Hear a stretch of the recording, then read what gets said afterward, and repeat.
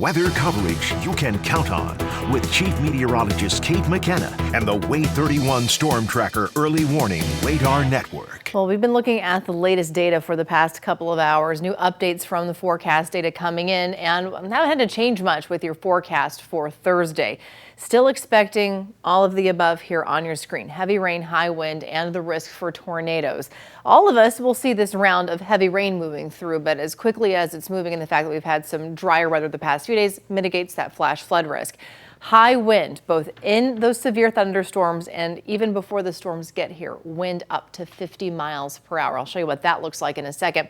And the risk for tornadoes. This is something that I brought up earlier today. The Storm Prediction Center agrees in the sense that there's a lot of wind shear tomorrow, and that's going to aid in storms being able to rotate. And there's even that chance for maybe even a stronger tornado, so an EF2 or stronger.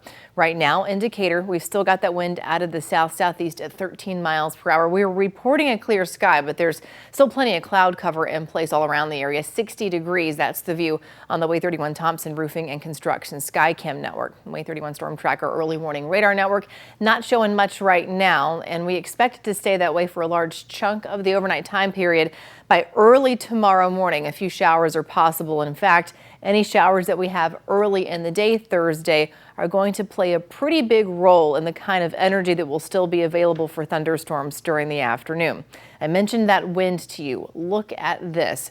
Very rarely have I ever seen in forecast wind gusts, if ever, up to this standard, up to this height here when it comes to the bar graph of anything that's not even considered within these severe thunderstorms. We're talking a 50-mile-per-hour gust possible before the storms even arrive at 1 o'clock. So there is going to be quite a bit of warm air being pumped into North Alabama. The question is, how much cloud cover will we have and what kind of shower activity will we have tomorrow morning? So all of these playing a factor in the kind of severe weather that will take shape tomorrow. Bear that in mind. So from start to finish tomorrow, temperatures begin in the 60s. We will be topping out in the mid 70s. The wind is going to keep those temperatures up even if we do have a decent amount of cloud cover in place. And something else to mention to you with the strong wind, we can have power outages before the storms even get here. That's why it's so important. I've said it several times today. I will say it again.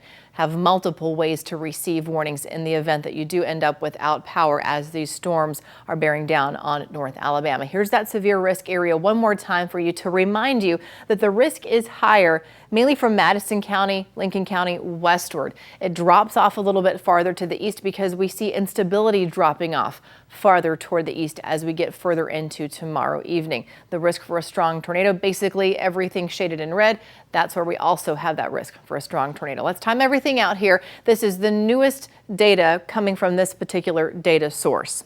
Something that I'm seeing here is that there's a little more shower activity than the last run that we saw of this. So all the threats remain the same. This is 7 o'clock tomorrow morning. Notice the shower activity here playing a factor. 1 o'clock tomorrow afternoon, we still have scattered shower activity and a decent amount of cloud cover. Nonetheless, the storms still track in here. 5 o'clock tomorrow evening, widespread storms. I'm still trying to pick up a little bit in some of the data, maybe those hook echo shapes showing up. Cold front's going to bring all of this to an end between 9 and 10 o'clock tomorrow night. Here's a reminder of the timeline for you one more time. Storms arriving in the shoals as early as 3 o'clock, coming to an end farther east between 8 and 9 o'clock. It is much colder behind all of this. Let me also remind you that Wave 31 meteorologist Carson Meredith will have the latest information for you coming up tomorrow morning.